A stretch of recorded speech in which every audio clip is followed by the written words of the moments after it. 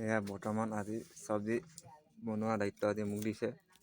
বৰ্তমান জুই ধৰি লৈছোঁ। আজি বুধবাৰ যিহেতু পাচলি গৈছিলোঁ, তাকে মাছ আনিছিলোঁ। এতিয়া মাছটো ময়ে বনাম, যিহেতু বহুত দিন হ'ল বনোৱা নাই মাছ। আপোনালোকে ভিডিঅ'টো চাই যাব। বাকী এয়া মাছ, ৰূপচন্দা মাছ, বেছি নহয় 4 পিচ। বাকী বনাই লওঁ, আপোনালোকক দেখাই যাম বাৰু। এয়া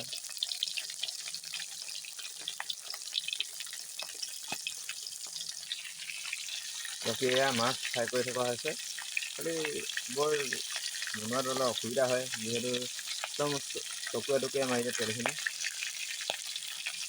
মই বনাই নাই পোৱা বা আজিলৈকে মাছ আজি প্ৰথম ট্ৰাই কৰিছোঁ। কাটোৱে বিলাহী ধুই লৈ ভালকৈ ধুই ল'বি। বিলাহী আলু কাটি থোৱা হৈছে, এতিয়া কাটিব লগাই দিছোঁ। বাকী এয়া মাছ ফ্ৰাই কৰি ল'লোঁ। কেনেকুৱা হৈছে ফ্ৰাই কৰা, পাৰিছোঁনে?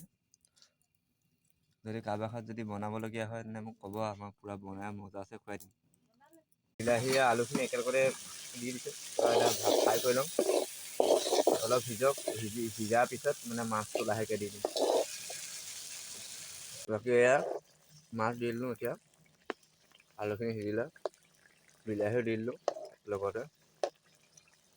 কালাৰটো কেনেকুৱা লাগিছে? বাকী এয়া চব্জি হৈ গ'ল, এতিয়া খাবহে লাগে। ভিডিঅ'টো কেনেকুৱা পালে কমেণ্ট কৰি জনাব, আৰু ভাল লাগিলে লাইক এটা কৰি দিব।